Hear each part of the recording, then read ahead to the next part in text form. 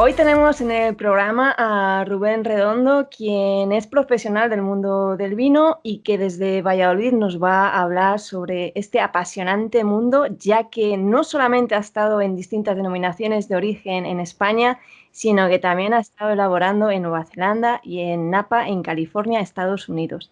Desde Valladolid damos la bienvenida a Rubén Redondo. Hola Rubén, ¿cómo estás? Hola, buenas, muchas gracias por invitarme al programa. Nada, a ti por aceptar la invitación, porque además eres una persona que tienes la agenda también bastante llena, así que muchísimas gracias.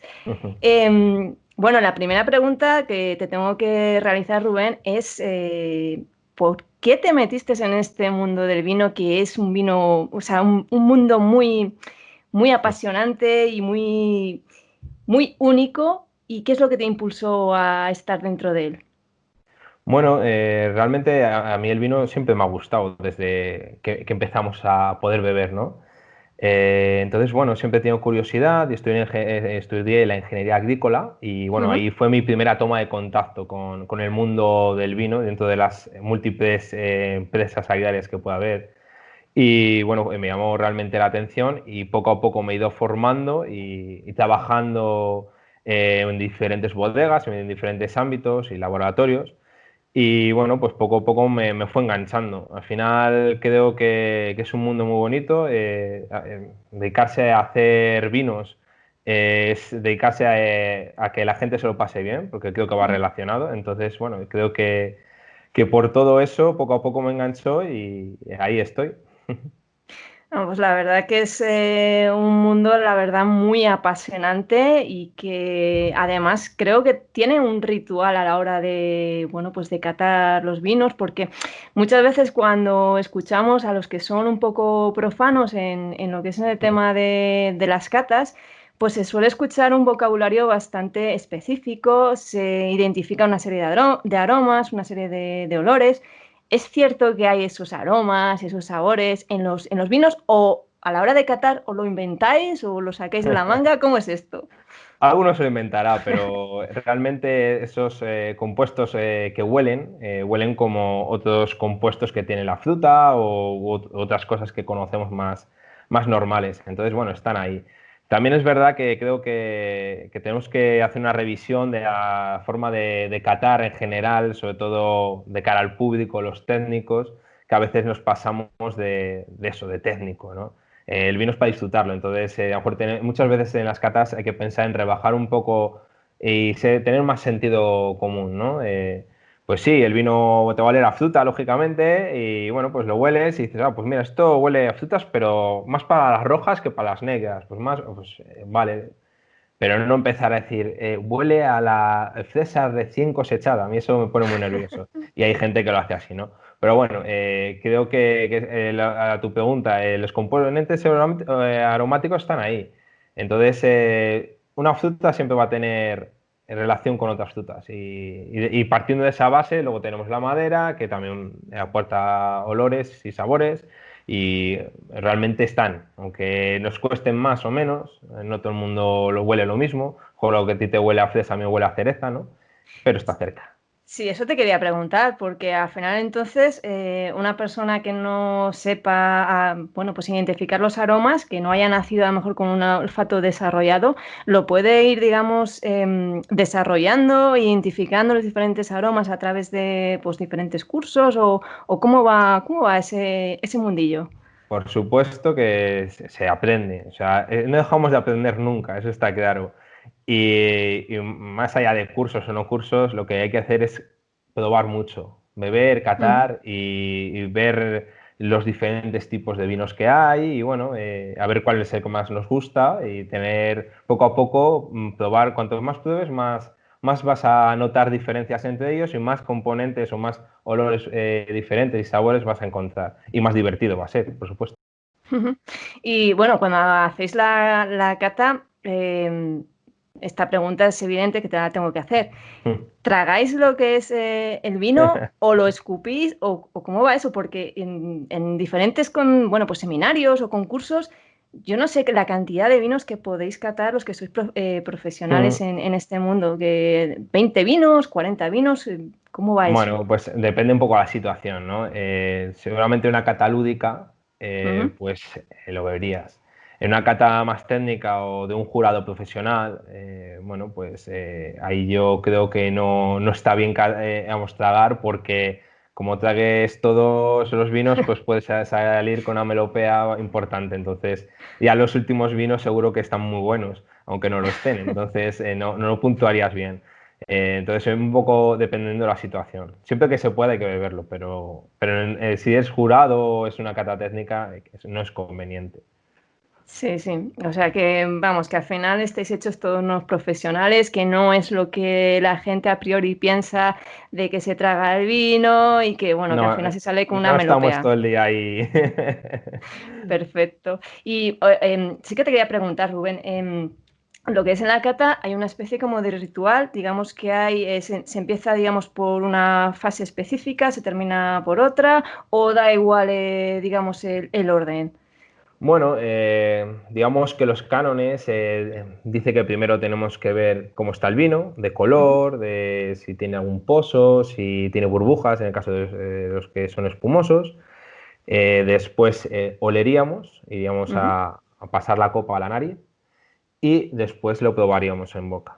Pero bueno, es como todo, cada vez se está dando menos importancia al color, en parte yo creo que también tiene sentido. En catas más técnicas incluso se hace con copa negra para no ver el color del vino, porque te puede engañar mucho la vista. Si un vino tinto está muy naranja, ya pensamos está oxidado, esto es que es viejo o está picado o está malo. Y a lo mejor no, a lo mejor es que es una variedad que extranjera o no extranjera o de otra zona que no conocemos que da ese matiz. Entonces, bueno, Ujú, al final creo que para el gran público lo que hay que hacer es, yo siempre recomiendo oler los vinos antes de probarles, ujú. pero oler y beberles, que es lo más importante. O sea que al final, lo que comentas, muchas veces estamos condicionados a la hora de ver el color de un vino, de decir, este vino va a ser buen vino o va a ser un vino de estos peleón. Me Mm. imagino que a lo mejor en alguna cata, a catas ciegas, ¿te han hecho alguna vez la prueba de ponerte un vino diciéndote que, bueno, te voy a poner un vino que es un crianza, un reserva, y luego resulta que te ponen un vino, pues, como se dice vulgarmente, peleón para no hacer, digamos, publicidad Sí. a ninguna bodega? Sí, hace tiempo corría por ahí un vídeo de un catador experto, y luego se desmintió y demás. Bueno, no igual, pero sí parecido, sí que me han hecho alguna trampilla de esas, pero por desgracia sí que me di cuenta de que eso no era lo que me decían porque había mucha diferencia. Pero bueno, a veces no es tan amplia la diferencia y Ajá. puede llevar a confusión. Y más ahora que los crianzas y los reservas cada vez les queremos con más fruta y menos intensidad de madera. Entonces, ahora muchas veces pruebas un crianza y no sabes si es un vino joven del año o tiene algo de madera, según la zona también, pero sí, la Sí. tendencia del mercado es esa, más a la fruta y menos a la madera, con lo cual en unos años vamos a encontrar crianzas y reservas no con tanta madera, yo Ajá. creo. O sea que vamos, al final los gustos va variando según los clientes, según el mercado, según los años. Mm. Te quería preguntar, como has estado en diferentes, bueno, denominaciones de origen, también has viajado de fuera de España, ¿hay alguna similitud de la forma de elaboración, por ejemplo, en Napa respecto a la denominación de origen en la que ahora, por ejemplo, estás, en Ribera de Duero o en Nueva Zelanda? ¿O son totalmente elaboraciones diferentes? ¿Cómo No, va? realmente, a ver, la enología y la viticultura, bueno, por una parte, la enología en general es la misma. La Ujú, viticultura es la que nos puede cambiar, porque la viticultura se tiene que adaptar a la zona y ujú. al estilo de vino que van a hacer allí. Rubén, cuando dices viticultura te refieres a lo que es a las plantas, más que nada Sí, para decírselo sí, a los sí, sí. oyentes que muchos no Es, identifican esas es palabras. decir, a la viña, lo que es el Sí. viñedo, ¿no? Pues sí, claro, hay un montón de tipos diferentes de viñedos, Ujú, de cómo llevar, cómo hacer crecer la planta, ¿no? De la típica que solemos ver cuando vamos por la carretera, suelen ser espalderas, que el ujú. nombre lo dice todo, ¿no? Tiene forma de plano. y es para captar más el sol. Pero si nos movemos en otros sitios, desde Ribeira Sacra con sus bancales o los Arribes del Duero, yo qué sé, a Canarias que puedes tener en Tenerife el cordón trenzado, en Lanzarote cómo protegen las viñas con los hoyos, o en Grecia que también hay en alguna isla un crecimiento circular que es también muy Ajá. curioso. Entonces, y luego la clásica, la más típica de aquí de España, que es en vaso, que es Sí. la que más típica de hace años y que, bueno, en algunos sitios incluso se está recuperando más Ajá. que la espaldera. Entonces, bueno, eso influye. Y entonces que depende de la zona donde estemos, por ejemplo, en Nueva Zelanda, que prácticamente todo es Sí. mecanizado, para que pasen las máquinas vendimiadoras, en vez de estar gente, está Sí. una maquinita que va a lo vendimia, pues para que pase bien la máquina, pues suelen tener espalderas además súper bien formadas. Entonces, bueno, en cambio, en otros sitios, pues no conviene porque quieren otras cosas, o el tipo de suelo, o el clima es diferente. Entonces, influyen muchísimas cosas. Sí, o sea que vamos, que para que se hagan una idea los radioyentes, no es lo mismo estar en un país y en el mismo país no es lo mismo estar, por ejemplo, como lo que acabas de explicar, en las Islas Canarias. Ya sabes que nuestro programa se emite desde Lanzarote. No es lo mismo en Lanzarote que en la Ribera del Duero, que es totalmente, bueno, pues la meseta, al lado de ese hermoso río como es el Duero, que tenéis ahí diferentes formas de elaboración, de tener lo que son los viñedos y la verdad que es bastante apasionante. Sí que te quería también preguntar, de todas, digamos, las experiencias que ¿has tenido alguna anécdota que se te haya quedado ahí grabada en tu cabeza que digas, bueno, esto no me hubiera pasado en tal país o en tal denominación o...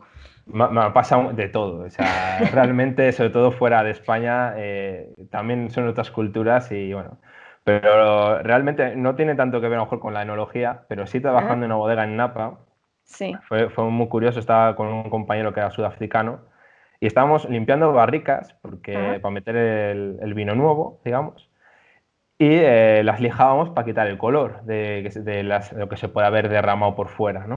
Sí. Y apareció por ahí un bicho muy majo, que era una serpiente, sí, y Tela. nos pusimos mira qué maja, qué chula, tal. Y vino el de mantenimiento de la bodega, que era un cowboy, Qué literalmente, bueno. sí, sí. Sí, sí, con sombrero y espuelas. O sea, como en las películas, ¿no? Sí, como Ahí, las películas, literal. sí, sí. Yo creo que esas cosas no existían, pero existen.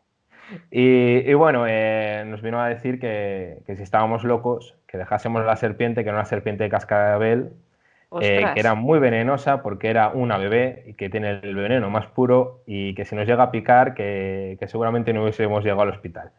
Y nos quedamos pálidos, la cogió con los dos dedos de la cabeza y la soltó en el viñedo como quien, no sé, No hubiera coge pasado una nada. piedra. Era increíble, nos quedamos de piedra. Y efectivamente fue cogerla por la cabeza y empezó a sonar el cascabel, que es un sonido muy peculiar. Y bueno, pues seguramente si no llego a ir a trabajar unos meses a California, no me hubiese pasado en la vida, está claro, porque es una serpiente autóctona de allí de Estados Unidos.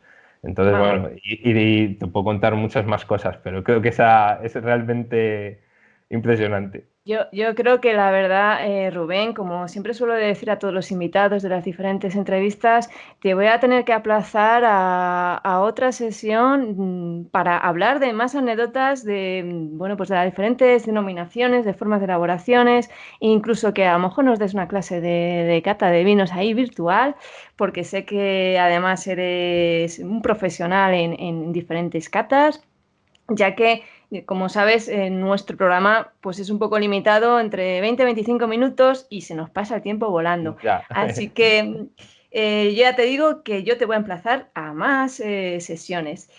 Sí que te quería preguntar también que, bueno, con todo el proceso que hemos tenido aquí en España y en el mundo, con, bueno, con el bicho este conocido virus, me imagino que a lo mejor las ventas donde tú estás elaborando vinos, pues a lo mejor hayan caído un poquito más. Y de cara a lo que es a la nueva vendimia, que empezaréis, me imagino que en septiembre, principios de septiembre, o dependiendo cómo vengan las condiciones Mm. meteorológicas, Pues te quería preguntar si ha pasado lo mismo que he leído estos días en una noticia de otra denominación de origen allí en la península, que es Rueda, en la cual ya se están planteando algunas bodegas de no comprar uva, puesto que no ha habido venta en la bodega y con lo cual los depósitos pues están a rebosar de vino. ¿En vuestra denominación se ha escuchado algo al respecto o de Va a momento no haber, hay? realmente va a haber bodegas que lo van a pasar mal y yo Ajá, creo que incluso alguna por desgracia va a tener serios problemas que ahora mismo hasta cierra. Porque realmente si no se ha vendido estos meses vino, no tienes hueco para meter la uva nueva. Sí que es cierto que desde el gobierno han dado una serie de ayudas, tanto para ujú, viticultores como para elaboradores. Una de ellas es destilar vino con sí, denominación de origen. Se da X dinero por los litros que destiles. Otra ayuda que se ha dado es vendimiar ahora, o sea, con el racimo en flor o empezando, sí, para que no se vendime después, eso sea para los viticultores. Y luego están dando ayudas para almacenes. Entonces, bueno, ujú, estas ayudas yo creo que va a paliar un poco, pero el precio de la uva está claro que va a bajar porque va a haber un exceso. No va a haber sitio para meterlas. ya, Realmente en rueda va a ser mucho más problemático porque han entrado en producción este año bastantes hectáreas. Me parece que leí ujú, el otro día que eran 1.600 o 1.700 sí, hectáreas, que es una auténtica pasada. Entonces, si eso unimos que tenemos más uva y menos sitio para elaborar, entonces es un problema. La uva va a bajar muchísimo de precio y vamos a ver cómo termina todo. Esperemos que se pueda elaborar lo máximo y en mejores condiciones para todos, porque es un año complicado, creo, en todos los ámbitos. pues sí, y además desde aquí vamos a animar a nuestros oyentes que siempre con responsabilidad, bueno, pues que consuman buenos vinos o como decían antiguamente nuestros antepasados, buenos caldos, que Mm. la verdad que en nuestro país tenemos una extensa variedad de vinos y de uva y además a raíz de esta afirmación te quería preguntar. Si, bueno, la elaboración del vino es totalmente monótona, automática, como Mm. una, bueno, pues como una fábrica que la gente se piensa que, bueno, es meter la uva en unos depósitos, se echa una especie como de polvitos, como le suelen llamar, y de ahí ya se sale del mosto, se saca el vino y se embotella.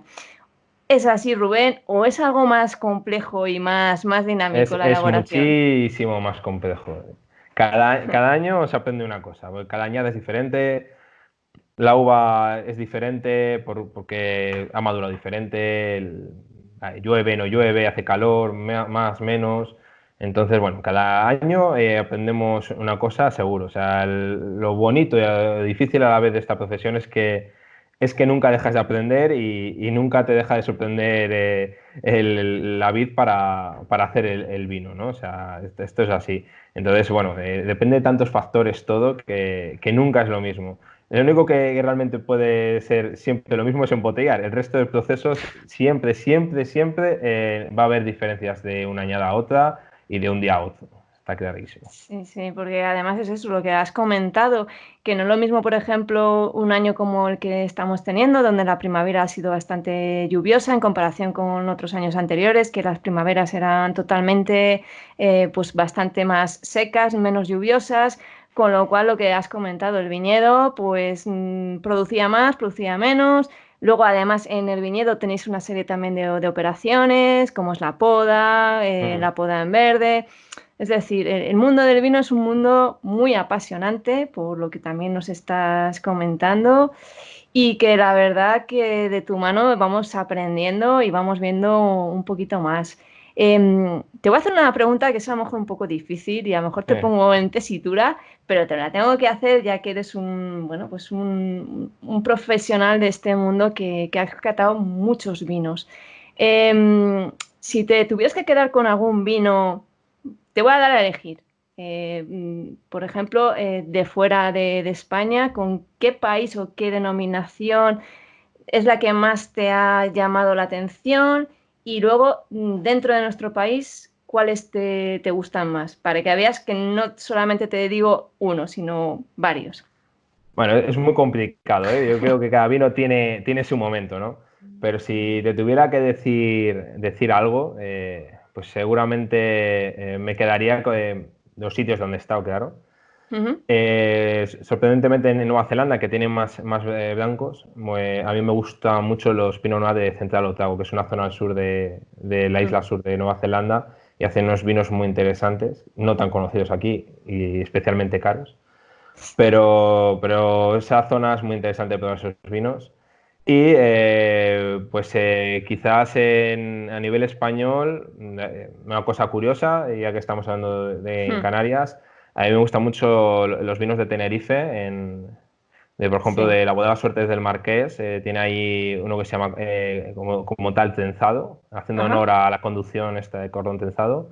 Es un vino blanco y se lo recomiendo a todo el mundo porque realmente no defrauda, ¿no? Yo se lo he regalado varias veces a gente Sí. fuera del mundo del vino y a todo el mundo le ha gustado. Y es bastante interesante. Te podría decir mil, ¿eh? O sea, he dicho esos que son los primeros que me han venido a la cabeza. Pues no te preocupes, que ya te digo que te voy a emplazar a más sesiones, porque la verdad que aunque no se pueda catar de manera in situ, sí que podemos hacer una valoración, una especie como de disección de diferentes vinos que creo que a nuestros oyentes les va a gustar y les va a animar. Rubén, nada, nos quedan 3 minutos del programa que, como has visto, se nos pasan volando. Sí, sí, se Sí hace que rápido. sí, se pasan volando, y la verdad que más cuando se está a gusto, como estamos ahora los radio oyentes contigo. Te quería, nada, dejar los micros abiertos por si quieres añadir algo más sobre este mundo del vino, sobre la visión que ves, la posible evolución que pueda haber o lo que tú quieras añadir. Bueno, como suelo decir, que en España somos un país productor de vino, pero no somos consumidores de vino. Mm. Entonces animo a todo el mundo que empecemos a revertir esto, ¿no? Y que empecemos a intentar beber más vino, no solo para ocasiones especiales, sino igual que me puedo abrir una cerveza, me puedo abrir un vino fresquito y ahora en verano es estupendo. Entre otras cosas porque, bueno, yo lo intento, yo veo mucho vino, pero es que yo solo no voy a poder aumentar las ventas, ¿no? Ni subir esas estadísticas. Por mucho que lo intento, si no me ayuda la gente, no se puede. Y bueno, pues eso, que es una pena que nosotros, siendo un gran productor Mm. de vinos a nivel mundial, seamos unos consumidores bastante pequeños a nivel europeo y mundial. Sí. Portugal me parece que está en 64 litros, 65 litros por persona y año, y nosotros estamos en 17, para que te hagas la idea. Pues sí. Entonces, y Francia, pues parecido muchísimo más también. Entonces, bueno, tenemos que revertirlo. Pues nada, desde aquí, como siempre decimos a los oyentes y a todos aquellos que luego van a ver de forma posterior la entrevista subida al canal de YouTube Esther Zuski, que el consumo siempre tiene que ser un consumo responsable, y además yo creo que sería también bueno tener la costumbre que hay por ejemplo, en Estados Unidos, donde siempre tienen un conductor responsable. Mm. Cuando salen afuera, siempre hay una persona que se hace cargo de las llaves de los demás acompañantes. Esa noche, pues esa persona le toca beber o zumo de grosellas o lo que haya. Y bueno, pues los demás acompañantes pues pueden hacer un consumo, como hemos dicho, responsable. Pues aquí en España igual se puede salir, se puede disfrutar, se puede tomar un buen vino con una buena compañía. Y nada, pues desde aquí invitamos a que se consuman vinos de, como has comentado, de Tenerife, de la bodega que nos has comentado, así como de las diferentes denominaciones de origen de nuestro país. Rubén, muchísimas gracias por tu tiempo, por tu generosidad, por hacernos un hueco, que como digo, eres una persona con bastantes compromisos, y agradecerte de verdad que, bueno, hayas estado con nosotros en este programa. Mm. Te emplazo a otro siguiente y muchas gracias. Nada, vosotros, que cuando quieras. Y lo que sí, que ya te haremos también otra entrevista de cara a ese maravilloso mes que es septiembre, octubre, donde ahí ya se ven esas creaciones, y que la verdad es una maravilla. El mundo del vino es una maravilla, y emplazamos a todos que conozcan ese mundo tan maravilloso. Muchas gracias, Rubén. A vosotros. Chao. Chao.